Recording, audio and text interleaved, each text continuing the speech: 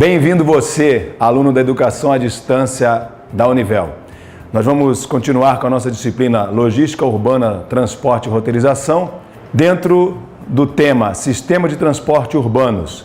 E hoje nós vamos falar do tópico que se fala de desafios da distribuição em ambientes urbanos. Nós vamos ver quais são as dificuldades para que essa distribuição ocorra dentro de um centro urbano. Temos que tomar ciência que dentro das cidades, nos centros urbanos, todos os dias existe dificuldade para circular. Por quê? As mesmas vias da infraestrutura logística que existem são utilizadas para as pessoas irem para as escolas, irem para o seu trabalho, irem para o seu lazer, irem para a igreja, ou seja, para diversas atividades que elas podem desempenhar. Então fica um tanto quanto cheio, um tanto quanto congestionado de todo tipo de veículo. Também no centro das cidades existem grandes dificuldades para estacionar, pelo mesmo motivo que eu falei anteriormente. Todas as pessoas procuram o centro da cidade para poder resolver as suas atividades. Tendo dificuldade para estacionar, tendo dificuldade para se locomover, também haverão dificuldades para descarregar, porque não há lugar suficiente para todos os veículos de cargas estacionarem e descarregar suas mercadorias. Acontece também, devido ao grande grau de violência nas grandes cidades, os riscos de roubos de veículos. Estão sempre suscetíveis a essa falha do nosso sistema de segurança. E também existe o risco do roubo da carga. Muitas vezes passa despercebido pelo motorista, quando ele deixa a sua carroceria aberta, que a sua carga está sendo subtraída por algum meliante que possa estar passando por ali. Existem também grandes problemas com as filas de caminhões. Por exemplo, aqui no oeste do Paraná, onde nós vivemos, quando há a colheita da safra da soja, por exemplo, uma grande quantidade de caminhões se dirige para o porto de Paranaguá. E lá ficam parados, esperando para descarregar essa carga. Então, o consumo de combustível dentro de uma fila tende a ser maior do que o normal. Há também, pode acontecer nessa fila, a deterioração da carga, ou seja, a carga estraga, perde o valor antes de ser entregue. Ainda mais se for um produto altamente perecível, como o alimento. Também nessas filas, vocês podem estar cientes que também acontecem roubos de carga. As cargas são subtraídas. E o que vai acontecer lá na frente? Quem é que está esperando essa carga ser entregue?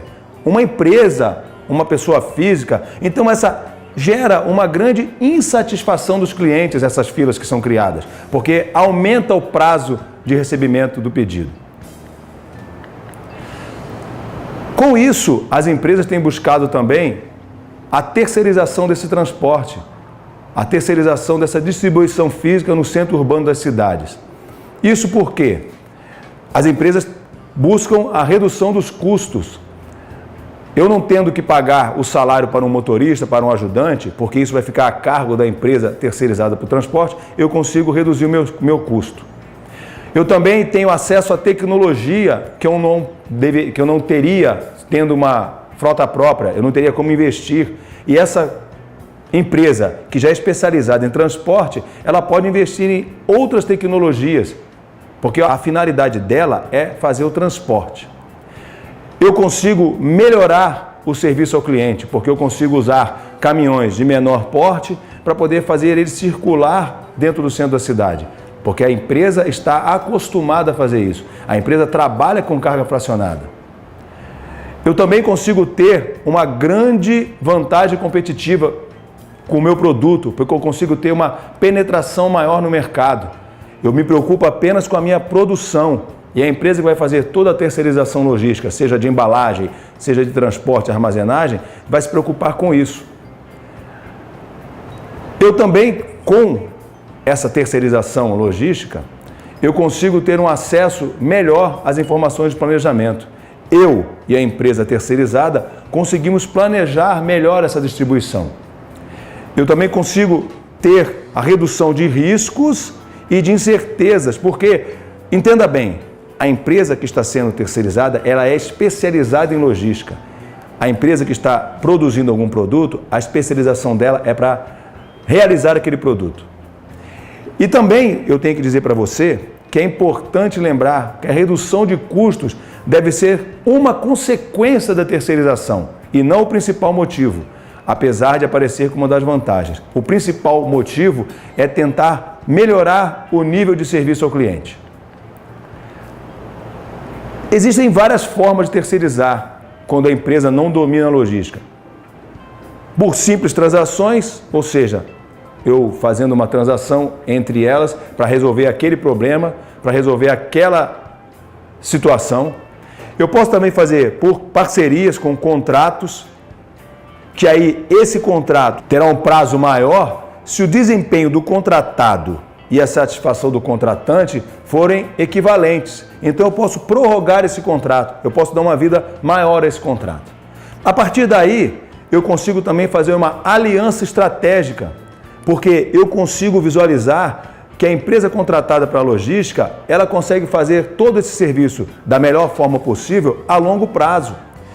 Inclusive, existe a possibilidade de fazer um planejamento, juntar a produção da minha empresa com a distribuição física, porque esse longo prazo vai permitir isso.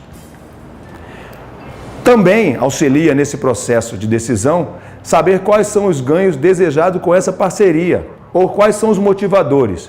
Eu tenho como motivador a redução do meu estoque, porque estarei terceirizando para uma empresa logística, ou também a melhoria do serviço ao cliente. Eu posso raciocinar com os dois motivadores ou eles separados.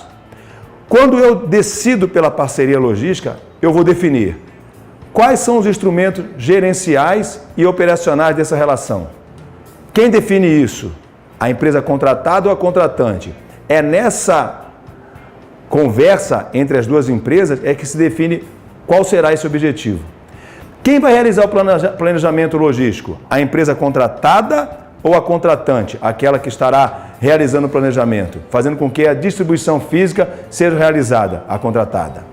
E quem vai realizar a gestão de todo o processo? A contratante ou a contratada?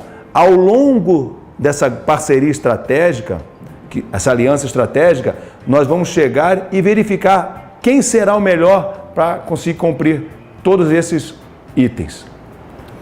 Também existem riscos numa terceirização logística.